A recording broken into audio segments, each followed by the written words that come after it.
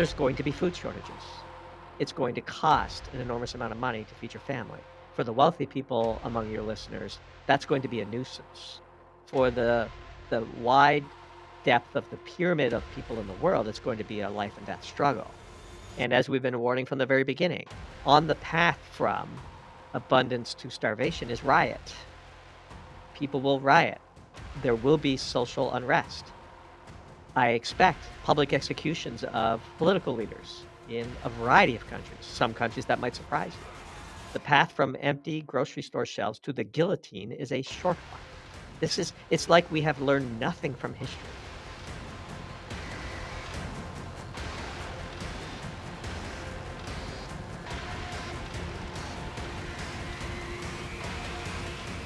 Hey, you're going to find this interview with Doomberg really interesting. We discuss a wide range of topics, including financial censorship in Canada, the origins of Doomberg's generalized pessimism about what the future might hold, some challenges ahead for Xi in China, and why Doomberg isn't a Bitcoin maximalist.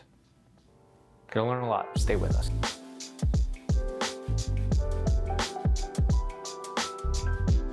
So Doomberg, I'm excited to be talking with you. Aaron, it's great to be here. It's a couple of weeks in the making, and I'm glad we're able to get together.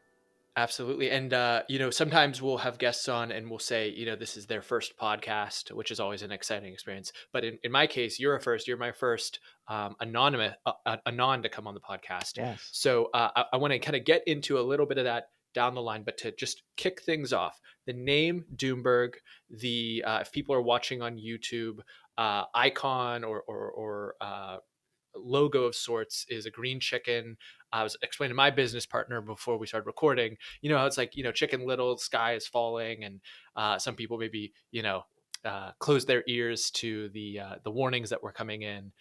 There's kind of an obvious on the nose kind of connection to some of these ideas, but to start things off, the sense of doom, the framework for why one would have the negative outlook that you do on a macro basis, on a macro picture. Can you kind of just summarize that for people, or at least give us an entree and we'll dig into it a little bit more? You bet. I would say at the outset that both myself and the Doomberg team, individually at the micro level, are very optimistic people. We live wonderful, fulfilling lives.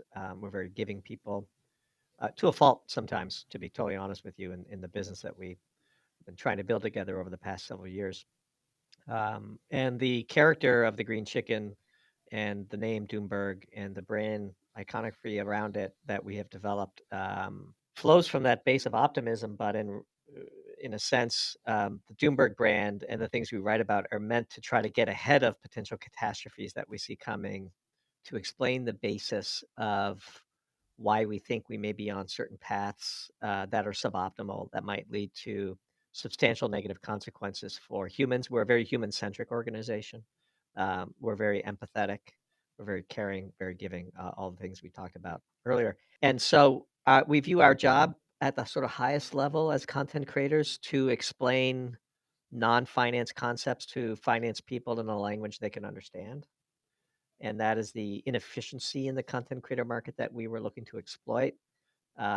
Because we are anonymous for a variety of reasons, not the least of which is the brand. You need to stick out. So sort of the first rule of marketing is can't be remembered if you don't stick out. And the green chicken, every impression we get on Twitter of the green chicken with the stunned sort of funny eyes, which are the core to the brand, makes us memorable and gets us in the zeitgeist.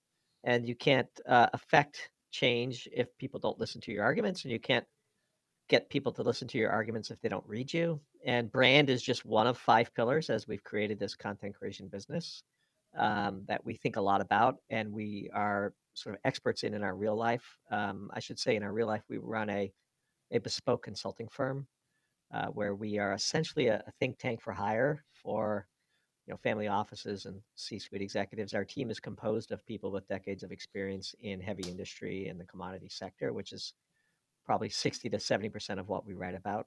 We sprinkle in a little bit of geopolitics and some crypto.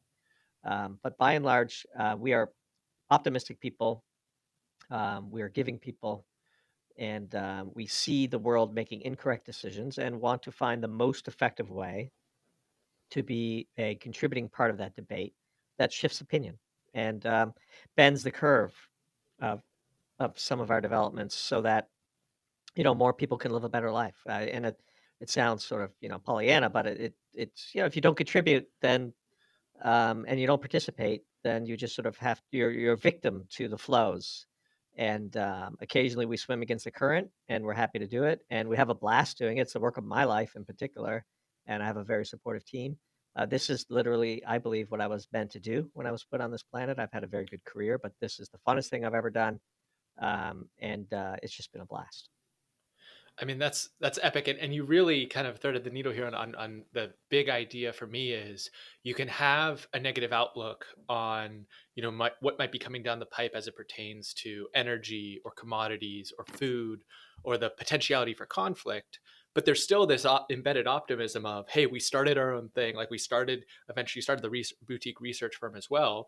There's an optimism in any Sure. entrepreneurial pursuit, and then optimism embedded in the presumption that you can make an impact and, like you said, bend the arc of our lives and time towards more optimal outcomes for humans that sometimes are in a position where they can't influence it themselves. We're seeing climbing oil prices, climbing costs to energy, and that's going to disproportionately Yeah. affect the folks who don't have a choice about whether or not to fill up their car with gas and drive to their minimum wage job and work for 8 hours just to pay for that tank of gas to be filled. Yeah, and I'm happy to give a little bit more context and background. It's just we had developed a really great book of business, and then COVID hit. And like many small business owners, we had left very good jobs to hang up our own shingles, sort of the American dream, spend more time with our family, do what we love doing all day. I could even take a step back and maybe share this with you and your audience. We had sort of done an analysis, and when we were sort of working in standard jobs at big companies and with responsibilities, we had sort of, if you just audit your meeting calendar, we had found that we probably wasted 80% of our time, and we created all of the value in 20% of our time. And so the original firm idea that we had was let's just do that 20% and package it and sell it 5 times.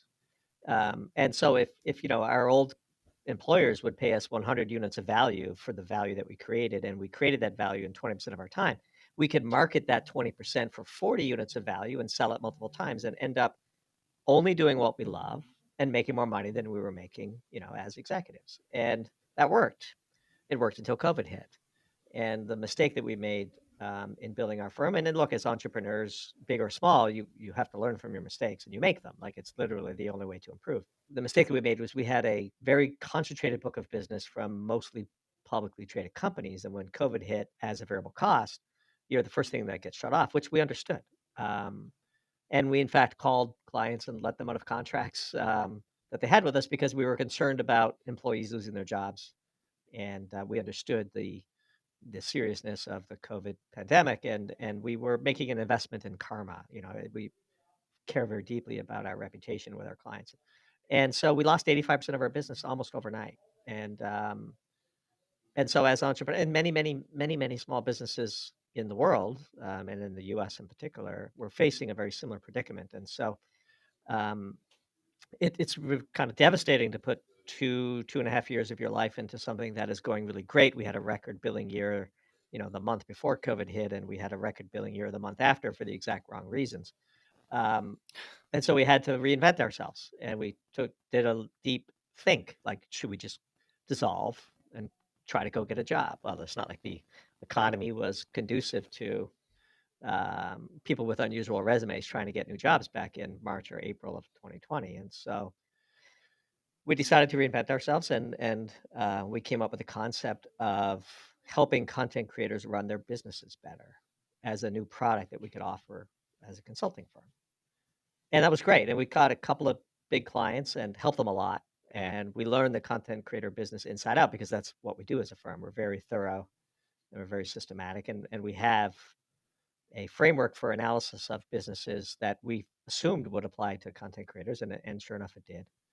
And then after doing that, we had reestablished, just by doing that, we established the totality of the business we'd lost by the end of 2020 and then some.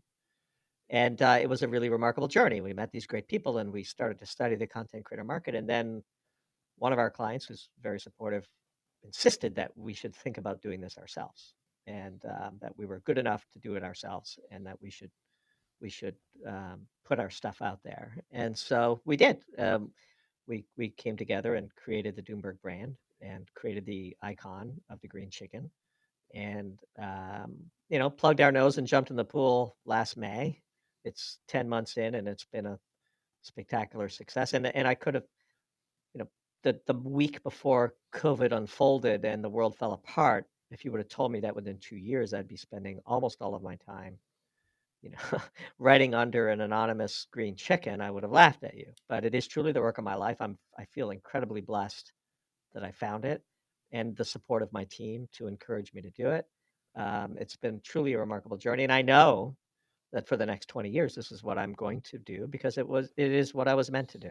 And the ability to distill the complex, the opaque, to an audience that can't necessarily decipher or kind of cut through the noise, given your experience, is this really powerful place in which to sit. And that's really where I wanted to make sure we spent some time today, which is, if you're just reading headlines, Mhm. there are dozens and dozens and dozens of different calamities that are imminent, that are coming. And it's really, the media business model fundamentally to spike your blood pressure and get the engagement and get the click, because of as humans, we're biologically predisposed to be on the alert for whatever the risk may be.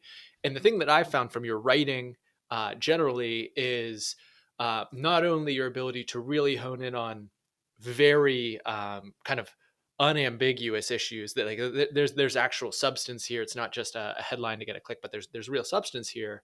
But to make clear the kind of underpinning infrastructure that is causing some of these issues. So maybe, as you're thinking about the name Doomberg, and the ability for pessimism to always kind of sound smart, if not always necessarily be true in most of media, and you have this background in commodities, what are some of the core things that you point to that you want to influence, but you really think people need to have greater fluency in, a greater understanding of, in order to assess the real risks, and to maybe not ignore, but pay less attention to some of the things that are more superfluous? So I think the thing that's most differentiating about our writing and the highest impact pieces that we've had center around our learned views in the energy space and the direct and visceral connection between energy and life, and energy is life, and the consequences of the trade-offs of the decisions that are before us vis-a-vis global warming, energy policy, energy mix, standard of living. These are all tightly intertwined. And unfortunately, many of our decision makers and most of our fellow citizens don't have the deep scientific training that we do, and can't see or connect the direct consequence of a poor decision over here leading to somebody starving over there. And we're not naive enough to assume that there aren't always such trade-offs in life. But if you're going to make such trade-offs, at a bare minimum, you need to be informed as to what those trade-offs are and what the consequences are. And in particular, we are bounded by the laws of physics. And our politicians aren't trained in physics, and they aren't trained in the sciences. And they just assume that if they say certain platitudes enough, that they will become true. But as we say constantly on Twitter and in our writing and on various podcast appearances, in the battle between platitudes and physics, physics is undefeated. And we are about to starve a lot of people. And so, you sort of wonder where the sort of sense of doom might come from, where it's putting ourselves in the position of the people that are on the cusp of the starvation line, that now, because of our foolhardy energy policies, will starve. Like, this is real. There's a proximity effect to ethics that most people don't realize, but I've traveled the world. I've been to the slums of Brazil, to Mumbai. I've been to the rural parts of China. I've seen how most of the world lives, and most of the world lives on the edge of calamity. I mean, they just do. The Western experience is a totally, I would say, fake existence that we are so privileged to be living, that we're so privileged to be living the fake existence that we do, that we forget how fake it is, and just how real the consequences are of our stupidity to hundreds of millions of people, real people around the planet. And so another key attribute of the Doomberg think tank and the Doomberg team is we are human first. Um, we do not believe that humans are a cancer on the planet and have no right to a decent standard of living. We believe the reverse of that. And to the extent that certain extreme elements of the environmental movement are secretly anti-human, we believe part of our role, and this is something that Alex Epstein has taught us, is part of our role is to expose just how anti-human some of these extremist elements are and put it to vote. Like, I could tell you that the people that are barely getting by in Mumbai or in Sao Paulo, um, I know which side of the ledger they would vote on. And those are real people. They're somebody's mother, somebody's daughter, somebody's child, somebody's father, somebody's brother, somebody's cousin. And we're a deeply human first organization. Even if you are spitting into the wind, at least you could rest well knowing that you tried. We my background is an economics degree, and I remember being taught the Malthusian model of basically throughout most of history, when human capacity went up, population came up right there to meet it. So that ability to kind of always be on the precipice of not having enough food, not having enough substance for people, was a kind of perpetual state. And then we reached the industrial age, and they show the graph of that just kind of exploding Mm-hmm. apart, where there's this capacity for excess. Um, and what you're saying in terms of this potential teetering really doesn't sound like a return to the Malthusian model. It sounds more like the ineptitude of certain policies that don't allow us to realize the kind of bountiful excess that modern technological advancements have made. Is there a kind of specific example of that you would point to make this really tangible for people? Energy is life. That's kind of operating up here in the metaphors. Is there a tangible, like rooted to the ground example, outside of, obviously, there's a war right now, Ukraine and Russia, two of the biggest wheat exporters. You were calling about food concerns well before that broke out, and this seems to just exacerbate it.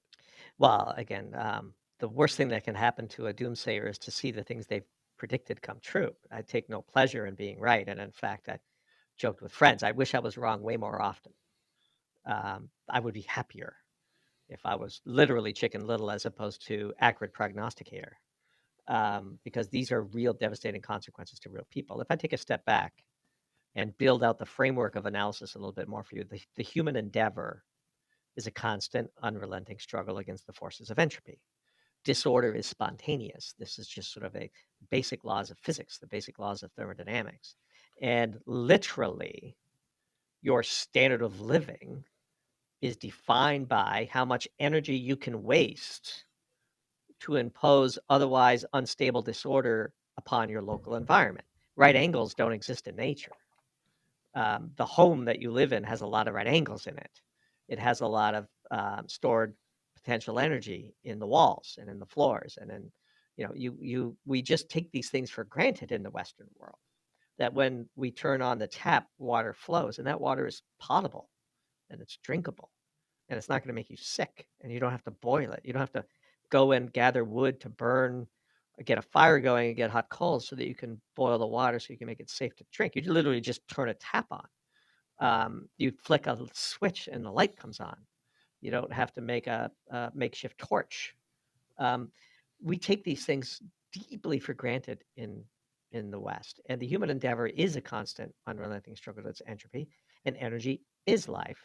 And if you just look at the hierarchy of energy density, at the top is nuclear, below that is fossil fuel, and then below that is renewable. And it is just undeniable that if we're going to proactively constrict the supply of high density energy, and we're going to limit the proliferation of that life-nourishing energy to the population, then people are going to die and standard of livings are going to fall. And this is a knowable and unavoidable trade-off, and we should at least have the conversation about it before we sell people on one vision and then stick them with the other. And so as we sit here today with energy markets falling apart, fertilizer prices skyrocketing, we're seeing the economic vapor lock of countries trying to limit their exports so that they can preserve whatever it is they have for the local population, or at least be seen as trying to do so. And all the things we've been writing about for the last 5, 6, 7 months are beginning to come true. And it's scary. Like, so to break it down to your like original question, which is sort of real, um, there's going to be food shortages. It's going to cost an enormous amount of money to feed your family. For the wealthy people among your listeners, that's going to be a nuisance. For the wide depth of the pyramid of people in the world, it's going to be a life and death struggle. And as we've been warning from the very beginning, on the path from abundance to starvation is riot. People will riot. There will be social unrest. I expect public executions of political leaders in a variety of countries. Some countries that might surprise you.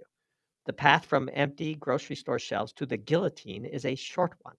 It's like we have learned nothing from history. And so as we arrogantly assume that we can snap our fingers without consequence and violate the laws of physics, the laws of physics will teach us who is the boss. So one of the things that I mean, so when I'm not doing this podcast, I'm running a marketing company, right? And it's not a too large of a step to say that we trade in platitudes, right? Like to some degree, we're trying to help with the byline, help with the narratives that surround the firm that we're supporting in some way, shape, or form, that we're Sure. serving. And a past guest, Ben Hunt, has talked about his framework for coming to markets of looking at it through the lens of the narrative Mm-hmm. machine. These narratives are swirling around us. And, I can point to all these things. I just turned 30 last year. And for most of my adult life, I can point to these very intangible things, at the very least appearing, if not in reality, seeming to matter the most. It's these digital platforms that we're giving our attention to. It is these narratives du jour that either that's associated with the green movement or these other kind of movements that rouse people and move them in different directions. And what I'm hearing, if you were to maybe take a step out and say 2010s, 2020s, and like the Venn diagram of similarities and differences. Yes, narratives will matter. The digital platforms are here, but there will be a substantial re-centralizing on the physical world as it pertains to where these decisions get made, at least in the Western world. As you're saying, Yeah. it's Yeah. always been the case in these less privileged corners of the globe. But for the folks that are probably watching this, that are more likely to have all the latest Apple products and be listening to us on such devices, there has to be a recentering on the physical to even try and make sense. If you're purely consuming the narrative, consuming the platitude, you're late, like even in the information flow and the sequencing. Yeah. So I would say um, the wave function will collapse, and we will ultimately be confronted with the physical limitations of reality. And I would argue that the last 20 years we have surfed the sea of a peace dividend and an orgy of access that is historic in its uniqueness. And for many people listening, I grew up very humble. I grew up quite poor. I was hungry, like literally hungry a lot, and and I still have those memories. They say you're shaped by your experiences, and I've struggled for food, and I'm an immigrant to the United States, and every day I wake up blessed that I was able to get here and to be able to thrive and to be able to carve out a career for myself and to be able to support my family. I feel deep gratitude for the country for having provided me with those opportunities. There's a whole swath of our population that have never experienced such things, and they're real, and they can do one of two things. They can bring out the best in people, or they can bring out the worst in people. And one of my fears is that the Western society in particular is so untrained for living a life without excess that we might be among the global populations, ironically, we might be among the least prepared for what's inevitably coming. And I do worry about the social fallout and the stability of our institutions. And Lord knows that we're not led by serious people in the US, and that they don't yet seem to understand the world of hurt that's coming our way. And so, one of the things I do is and one of the things we've written about is sort of preparedness starts at home. You own your own sort of destiny, and best you understand what's coming and to be prepared to deal with it. What advice would you give to folks who are not as attuned to this type of pessimistic outlook, in terms of trying to make yourself more anti-fragile? Because there's a whole line of thought that says, yes, it's going to be rocky, say here in the United States, but we've got the Great Plain, America's breadbasket. We've got these, eventually local sources of energy that even can be tapped into. It's not like we have to go on some Yeah. cross continent run to get the energy that we need. So what perspective would you share there? So it depends on your vantage point. If your vantage point is how well we have it compared to the rest of the world as we enter this period of high uncertainty, you should be very optimistic. If your vantage point is how capable are we of putting up with small deviations from the way the world used to be, this is the point that I'm trying to make, which Got it. is we are spoiled. We know no other life than excess and ready access to the things that make life not only livable but pleasurable. The internet always works. The lights always come on. The water always flows. The toilet always flushes. The gas tank is always full. This is a very rare existence. And so if you sort of are looking from the perspective of randomly being dropped on the planet, which country would you want to land on? Of course, this is landing in the United States and North America is a lottery. I mean, you've won the lottery of life. Precious few people in our society have the level of maturity and perspective to recognize that. And their basis is a much higher level of standard of living that came much easier than what I fear will be becoming down the road as this war in Ukraine and Russia and the aftershocks and ripples flow through the pond. We're going to get crushed. Economic activity is going to contract. Europe is screwed. I mean, if you ask me where would I rather be dropped in the US or Western Europe, of course it's a no-brainer. The United States has so many advantages that we can be so stupid and still live a pretty good life. But there's a lot of people who are used to living a certain life that are about to get a major disruption starting in Europe. But that is going to create a set of dominoes that ultimately falls here. And I see precious little in our political leaders that indicate to me that they even understand what's going on, let alone are prepared to think about it correctly and elucidate the proper responses for the maximum benefit for all of us. We live in a deeply corrupt society. We are led by deeply unserious people who have no understanding of science whatsoever, who speak in platitudes and deny physics. And there's going to be a consequence of that. And we wish there wouldn't be. There's an easier path. But we're going to take the hardest path first, which is going to implement the most amount of pain, which is going to cause the most amount of social disruption. And then hopefully we'll figure out that maybe we should do things differently. And look, I wish I could be more optimistic, and we are deeply optimistic people, but we are not led by serious people, and it's going to get hard for many.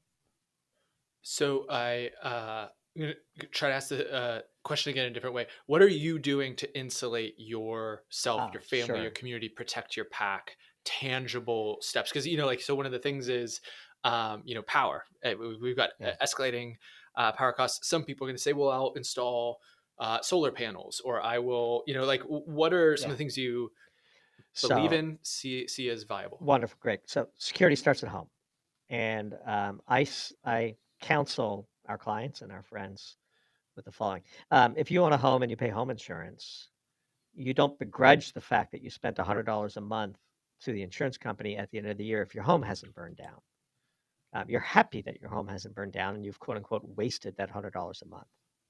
So you're willing to buy insurance. Insurance is a losing bet integrated over your life. You will waste money buying insurance, but you do it anyway for good reason, because you want to insure against catastrophe. So I would say, and what the way that I live and try to counsel my friends to live, is you must consider that the necessities of life are worth buying insurance against. And I view my home as a factory. The product of my factory is the health and well-being of me, my spouse, and my children. And I care very deeply about that. And my factory has inputs and waste products. The inputs into my factory are electricity, water, natural gas, and goods and services. The Amazon man, post office, and post person. And the outputs of my factory are waste, human waste, and garbage. And you have to have a plan for if any of those 6 inputs/outputs are disrupted. And what is that plan? And literally just thinking about your home in that framework puts you in the top 5% of people because they've never even given it a second thought. So I have a plan for if the water gets turned off, if the natural gas stops coming in, if the garbage stops being picked up, or the city sewer stops working. These are all low probability events with substantial negative consequences if you're unprepared for them. And so I am an unabashed prepper. I think about preparedness. I think about the responsibility of the well-being of me and my spouse and my children. I take that personally. I don't rely on the state to provide me with that insurance. I certainly rely on the state for all of the tangible things that a well-run state gives to society, and we've certainly benefited from it, including a good education and all those other things. But in an emergency, I have a detailed plan across all 6 of those dimensions to, in the sort of level of preparedness that I have for my family is we could lock our front doors for 30 days and lose access to all 6 of those things and live a relatively comfortable life. And my theory is if the world has collapsed so bad that 30 days isn't enough, I probably don't want to be living in it anyway. And it's also important, I guess, to recognize that, like you've said, through most of history, it's not been a given that all 6 of those were taken care of by an outside party. So it Right. is not only learnable, but attainable to be able to take more control and sovereignty over those elements, because there's a well-worn path of humans being able to handle that in some way, Well, shape, or it form. used to be that we would store food for the winter. The harvest mattered a lot because you would preserve the food to get you through the long, hard winter. Now we just go to the grocery store and food is there. And that's great. I hope it continues. Believe me, I'm the last person in the world that wants to test my preps. And we tested our preps. We had a local emergency and in our community, and we hosted 9 people in our home over a period of several days as this emergency unfolded. And we were blessed because we were able to provide food and comfort and warmth and drink and protection for their pets. And we were able to help them get, protect their homes or get back on their feet if their homes were damaged because of this emergency. And we we were very blessed to be able to have done that. And I feel like that event, which was a few years ago, validated my personal decision to be sort of independently sovereign, or as you say, anti-fragile. Um, and I can assure you that all 9 of those people are A, grateful, and B, far, far, far further along on the preparedness journey after that experience. Until you have to flee your home because of an emergency, and to discover what a prepared home looks like. Once you have that visceral experience, then it's sort of it's unforgettable. And again, we're not. I don't have a bunker with like 50 firearms, and I don't have 20 years worth of food stored in a shed somewhere. I have a detailed plan for what our family response would be to losing any or all of those 6 key dimensions for up to 30 days. And that's it. And the rest of it is sort of I sleep well because at least I know if the power goes out for the next 30 days, I have a detailed plan for that. And one really important thing that I would say for anybody who is interested in doing this, and maybe this is going deeper than you were wanting to go before This is we started fantastic. talking, but um, if you buy things as insurance for an emergency, they're not preps until you've used them in a simulated emergency to see whether they would work. So I'll give you an example. If you buy a generator because you want to be insulated against the power going out, and you just assume that since you have a generator, you'll be able to run your fridge and your food won't spoil until the power gets restored. Until you've actually unboxed that generator, put the oil in it, put the gas in it, started it, and ran your fridge with it for an hour or two, it's not a prep, it's just stuff. And the only thing that converts stuff into a prep is to actually use it for the purpose that you're acquiring it for, vis-a-vis your insurance policy. And so I have a basement that has a sump pump in it. Water comes into that, and if the power goes out, it could flood our basement. The generator is just a thing in a box until I have successfully run the power cable from the sump pump to my generator in my driveway and successfully operated that sump pump using that generator. You might have alternative cooking means until you've made a meal with those alternative cooking means. They're just stuff, they're not preps. They're just things in a box. And I can assure you that the very worst time to implement a prep for the first time is during an emergency. And I'll tell you a story. During the same emergency I described to you, where we had 9 people living in our homes, I went to a friend's place who had lost electricity, and they had a generator, but they'd never used it. And we decided, hey, we're going to save your deep freeze. Let's get this going because there's a lot of meat in the deep freeze and all that other stuff. And of course, he'd never started it. We pulled it out of the box. There was no oil. The oil didn't come with the generator. And you're sitting in the middle of a local emergency with a thing that can't be started because there's no oil. Now, luckily, the neighbor had oil and had no generator. And we could run an extension cord to the neighbor's fridge as well. And so the neighbor traded us oil. We got the generator started and we kept 2 homes going. That was a very deep lesson to my friend, which is until you actually use this thing in the line of fire, it's just a thing. It's just a paperweight. It's just a thing in a box. And so simulating sort of, hey, if the toilet stopped flushing, what would I do? That's actually the thing that people plan the least for. That is the quickest way to make your home unlivable. But that's probably a less palatable story for this podcast. But that's the mindset, which is until you've tried it, it's just a thing. And hopefully that then contributes to some optimism, knowing that at least your family, your kind of local community, Yeah, is insulated to some degree. to the extent that you can. And look, I mean, there's only so much you can do, and this is a deep rabbit hole you can go down, and I would not encourage people to go too far down it. That's why I kept myself at 30 days, because there's literally no end to it if you just say, well, 60 days is better than 30, and 90 days is better than 60, and next thing you know, you're sitting in a warehouse full of Mountain House freeze-dried food. There's only so far you need to go, because in the realistic scenario, the way I try to instruct my friends on is how much of your edge risk do you want to take off and at what price? So I want to. That was some really edifying insights into the micro. I want to go up to the macro a little bit and just help people, make everything that's going on a little bit clearer, a little bit less opaque.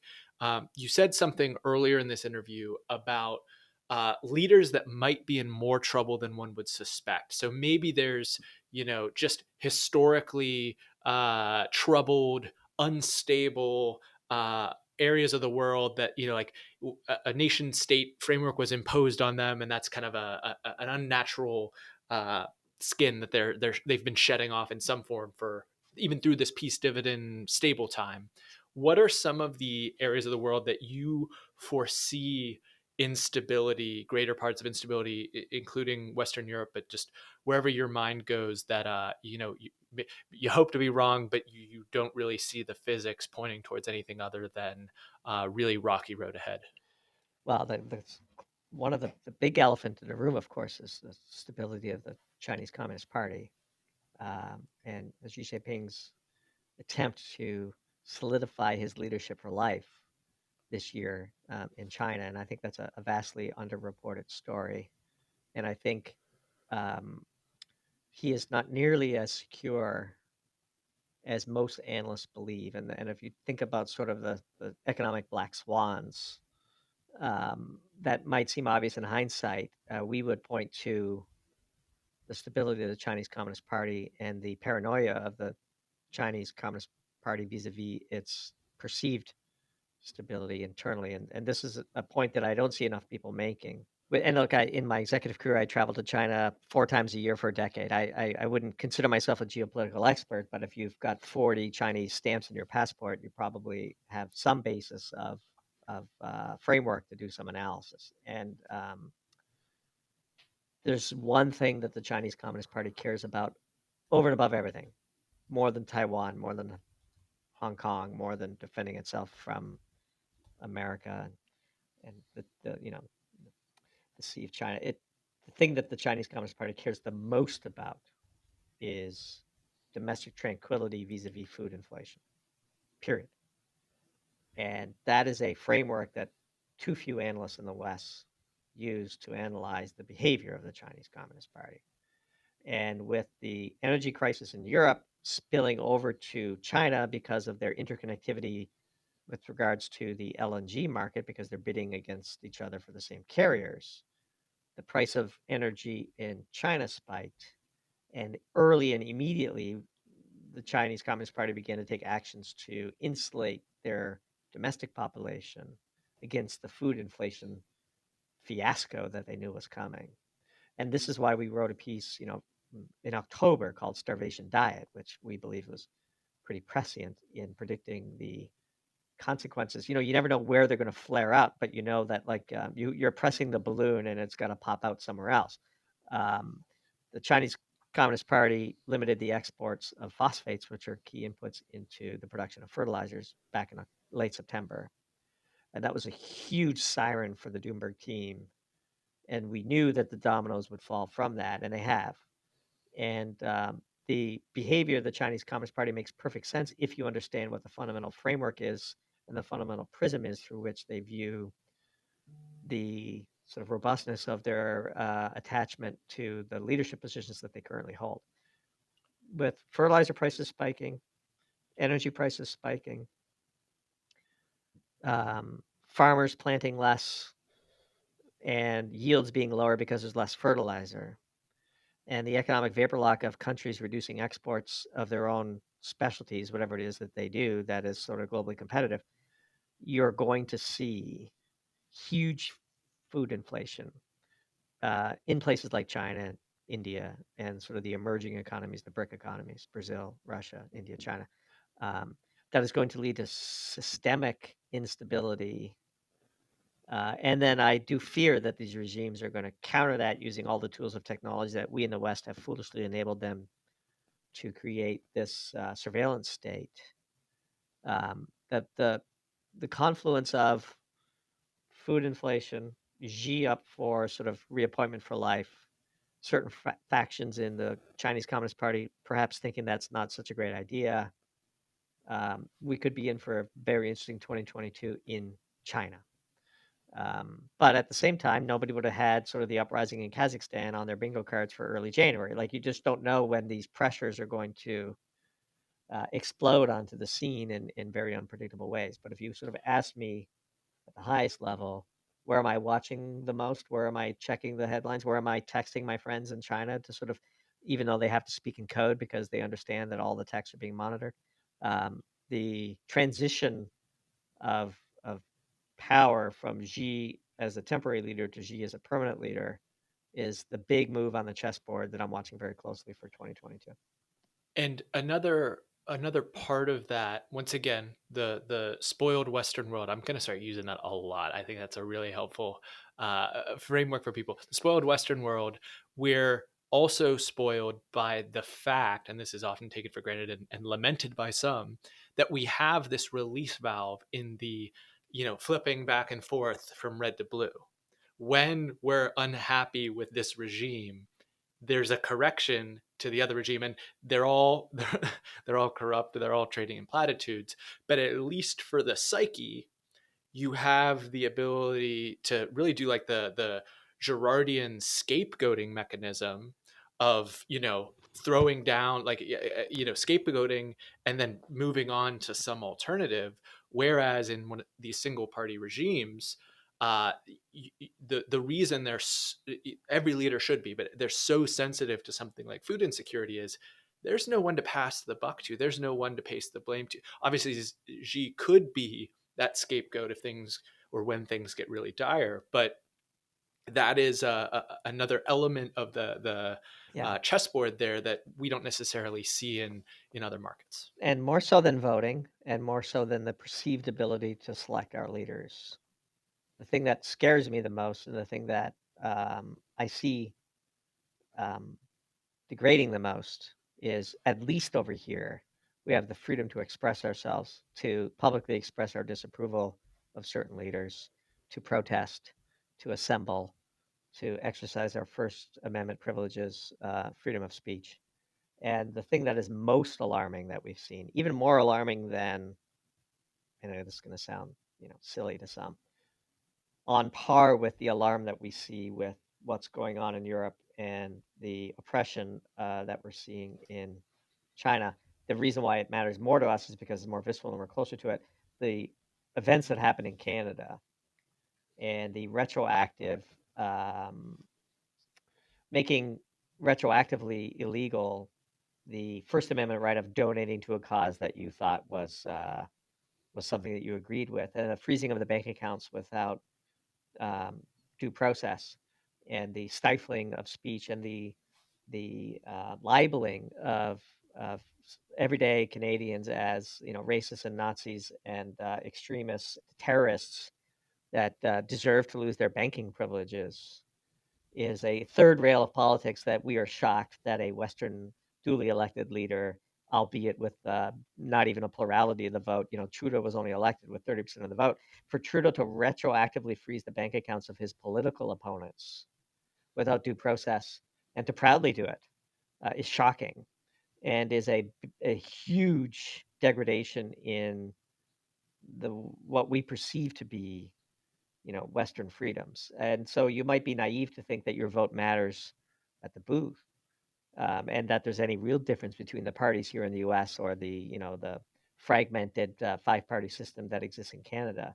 But at least you never worried about, if you tweeted something that a politician didn't like, you might lose access to your credit cards, and you might not be allowed to participate in modern society for a view.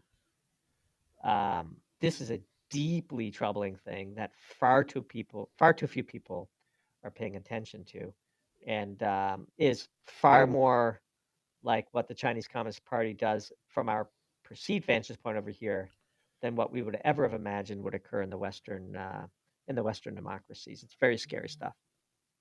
So, Doomberg, you've left a really kind of fat pitch in my strike zone here, which is to start talking about crypto. I don't actually want to do that yet because one of the I'm best happy to, things but that yeah, one of the best things you can do as a podcaster is to wait till the end to start talking about crypto, because you'll lose some of the audience, and candidly, it's too easy to go there in a sure, podcast. So what I would sure. actually prefer to explore with you first, and then we'll get to that, is trying to unpack the why, and what, and this very broad. So I'll try to make clear what I'm alluding to. Is you've talked about, number one, there being a peace dividend that has led to this excess, and people could also point to concepts like entertaining ourselves to death, where it's just we have the low calorie hype, kind of blood spiking type of headlines, reality TV, these things that are distracting, very kind of impractical, non-essential information diets.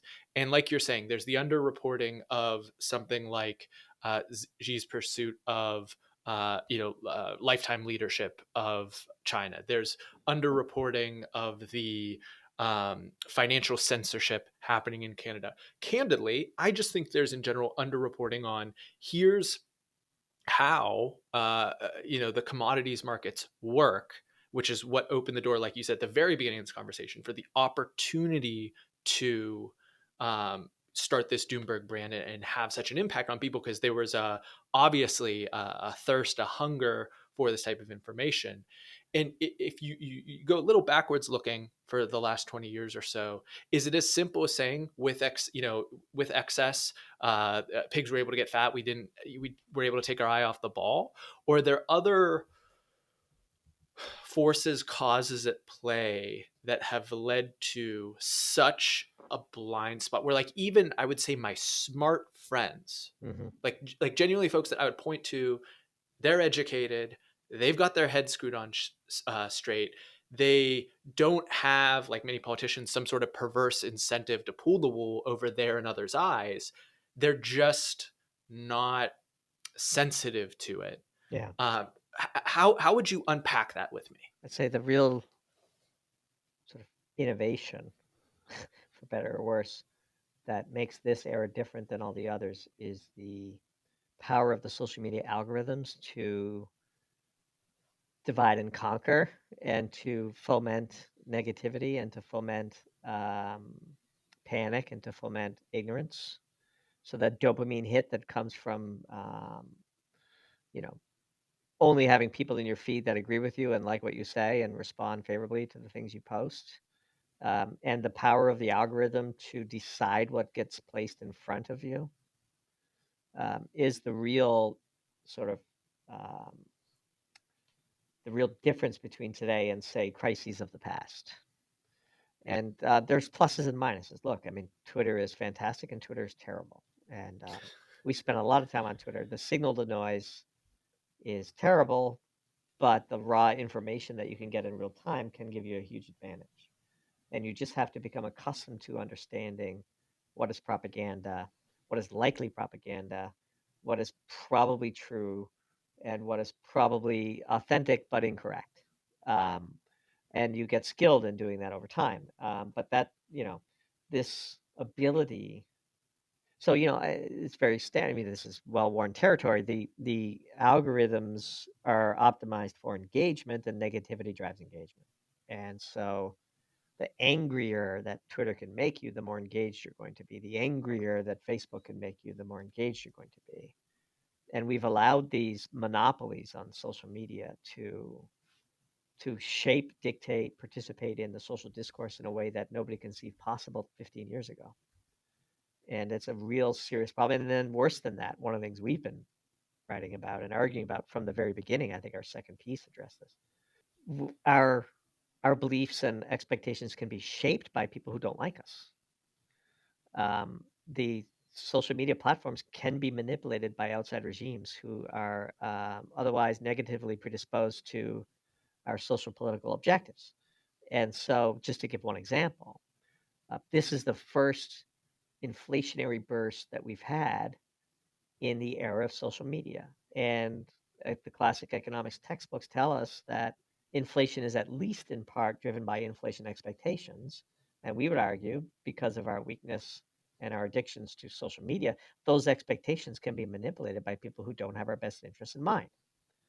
And so it's a sort of a classic thing that we've written about, which is, TikTok is a Chinese company. And TikTok is controlled by the Chinese. And TikTok, decides, very powerful algorithm, very addictive algorithm. Anybody who's spent any time on TikTok will tell you that it is deeply pleasing from a dopamine perspective to just let the algorithm put things in front of you that you're enjoying. What happens when China decides to spook America vis-a-vis inflation and weaken the dollar? So when the first $20 Big Mac goes viral on TikTok, is that because people want to see that or because the Chinese want us to see that? So we are in an era of real inflationary pressure where, for the very first time, our collective inflation expectations can be manipulated by people who don't like us.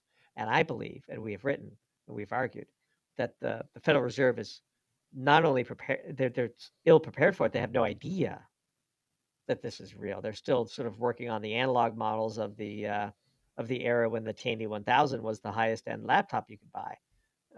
Those days are gone, and inflation expectations can be manipulated, and the proliferation of social media makes it a very, very dangerous time. Well, you've ratcheted enough that we can avoid it no longer. Now we're talking about inflation in conjunction with financial censorship. There's got to be at least one listener that's you know screaming in their car or their gym or wherever they are. Bitcoin, Yeah, buy Bitcoin, Bitcoin. Yeah, Doomberg, sure, Bitcoin, sure. Bitcoin. Dissuade us. Um, we wrote a piece called "What Canada Means for Crypto," and the key conclusion for us in that piece, which we were able to thread the needle of simultaneously annoying the crypto bros and the gold bugs. Crypto's not money, and neither is gold. Money is what the government says it is. These are political problems, not technology problems. If Justin Trudeau decided to shut down Aaron Watson's bank account, no amount of crypto in a cold wallet is going to get you the ability to transact for the food, water, and medicine that you need to live a healthy life. There are three elements to the definition of money. Money is a medium of exchange, a unit of account, and a store of value. And Bitcoin fails the unit of exchange. You couldn't take your Bitcoin and go buy things with it in Canada if Trudeau froze your bank accounts. It's a store of value in theory.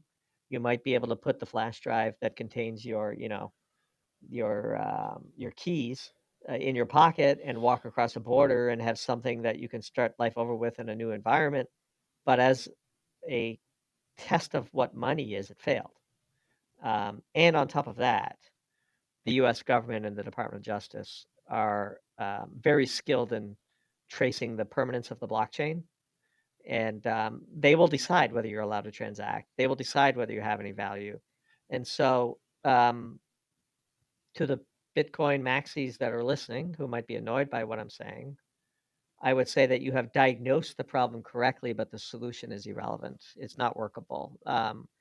We need political intervention. We need to raise the awareness of the threats to the liberties that we have at least may perhaps naively assume that we enjoy. And no amount of Bitcoin on a cold storage wallet is going to save you when the government decides to come get you. And they have the capacity to do so without recourse if you listen to Justin Trudeau. So that sounds very similar to Mike Green's perspective on Bitcoin generally, and the desperate need that we have for political action by. I don't even know how you would categorize the folks of people that have diagnosed the problem. It's certainly, in my mind, a minority, and a Yeah. minority that is kind of more the opt-out minority than the opt-in minority in terms of participation. Do you feel like that's fair or maybe not? Yeah, and I should finish the idea to be very fair to the crypto bros. Same thing holds to gold, to the gold bugs. Good luck taking your gold eagle and trying to pay for some milk and bread and eggs at the grocery store when the government has turned off your credit cards and frozen your bank accounts. Well, how Um, about this too? How about this? I'm sorry to cut you off, but you yeah, referenced the trade of we got the generator working with the neighbor's oil in exchange yeah, for okay, like but if you're all you have how left is do barter, that tells you just how powerful the government is. right and no one was thinking about gold coins or bars that they Correct. probably didn't even have on site. Like that wasn't the And thing that and mattered, nobody was thinking about Bitcoin either. right? So when it mattered the most, both gold and Bitcoin failed. If you were a Canadian target, and they still exist, by the way, this is an underreported scandal that Trudeau is still punishing his political enemies. This is a freaking G7 country. Justin Trudeau has 30% of the popular vote in the last election. His party does. They run a first past the post political system, which is, I think, a scandal in itself. Justin Trudeau is actively punishing his political enemies for exercising their freedom of speech using the most dastardly weapons a state can point towards its population. This is the nuclear weapon to unperson somebody, to make them unable to transact in the modern economy without due process, without recourse. This is a scandal of epic proportions that we would typically have ascribed to, the Chinese Communist Party. So when you needed it most. Ha- I don't care if you had 100 Bitcoin on a flash drive. You had nothing. So Bitcoin is not money. Bitcoin is a medium for speculation, and Bitcoin is a theoretical store of value, but it is not a medium of exchange. It just isn't.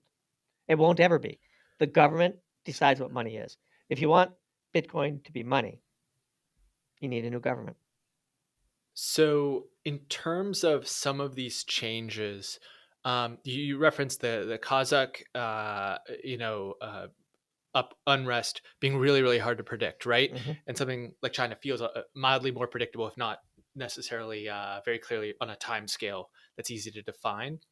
Um, on the other side of this, some of the arguments that I've seen are, certainly in the face of crises, people can come together, start a new institution that's a democratic republic that has, these kind of embedded rights that have inspired past political revolutions. But there's also the potential for different, more authoritarian leaders to step in the chaos of these crises.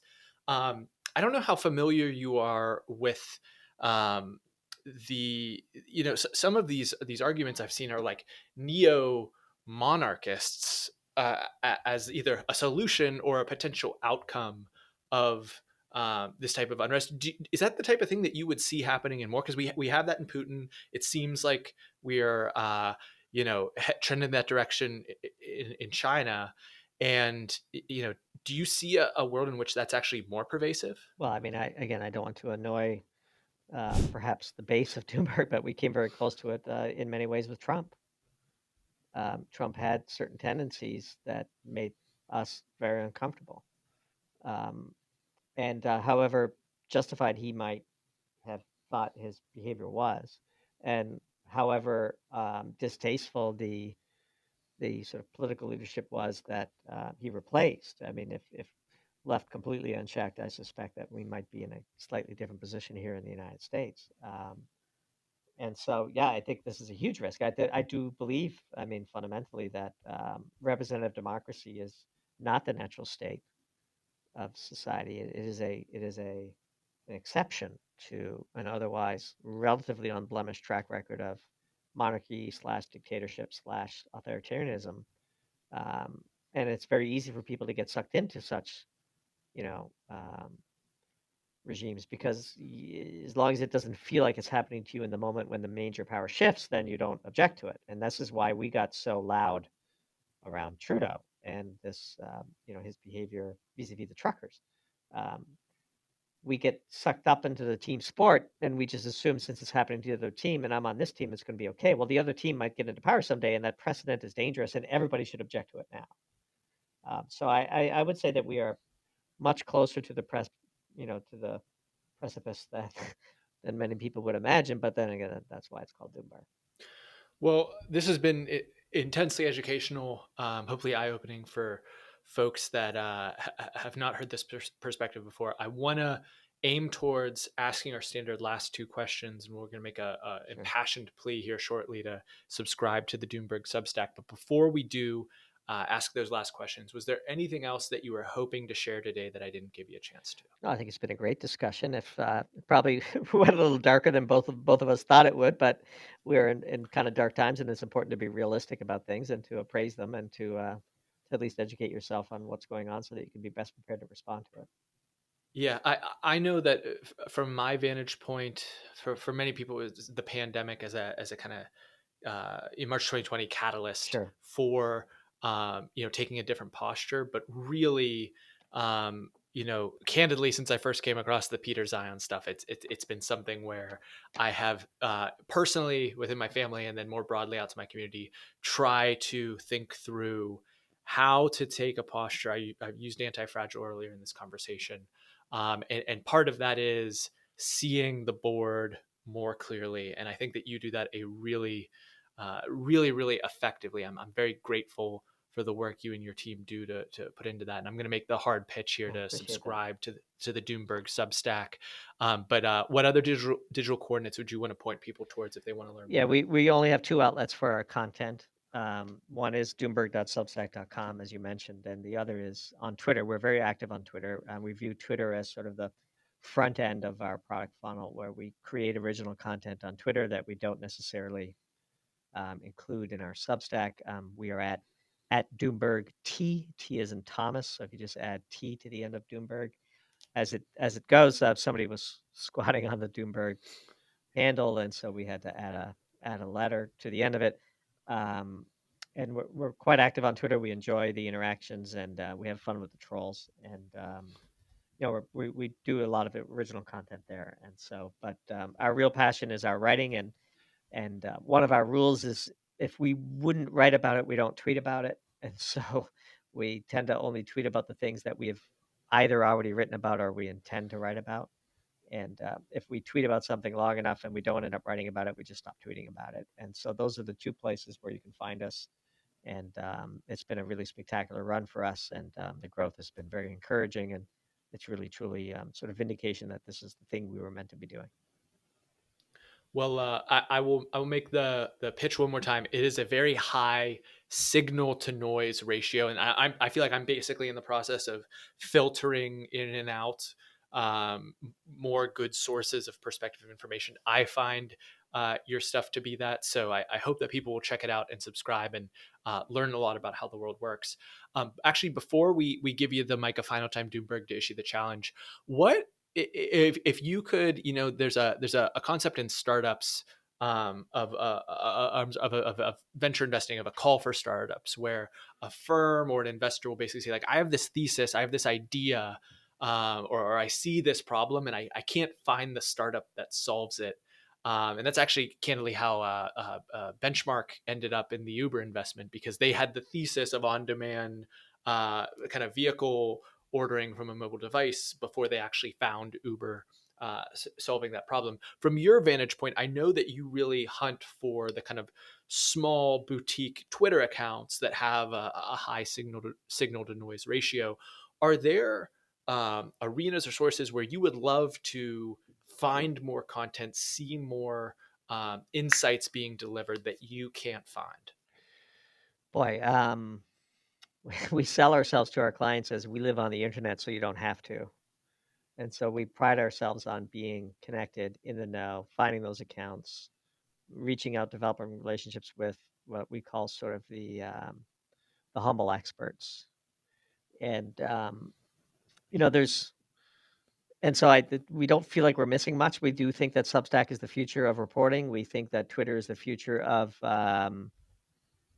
interaction. We do think there's a mega trend of the decentralization of entertainment and education. And sort of being part of that flow and creating the Doomberg brand in the middle of it. It was sort of the reason why this is the work of our life. And so because we're on the internet all day, and because we've gotten good at recognizing signal and eliminating noise, we've been able to curate some really great content, which is feeding an endless loop of ideas for Doomberg to write about. Some advice I would give to people is, if you're going to go on Twitter, make lists, use lists, identify good people, create lists on them, and don't let the algorithm decide what you should be looking at. Take control over it. That is the one thing that is sort of the biggest piece of advice I could give people, is recognize that the algorithm is fooling you, that your groupthink is by design, and that it's all optimized for dopamine hits and clicks. And that if you can take that control back to you and systematically decide to curate lists. Another big piece of advice is I have a whole list of people that disagree with me, and I check them regularly. I have a list of Bitcoin maxis.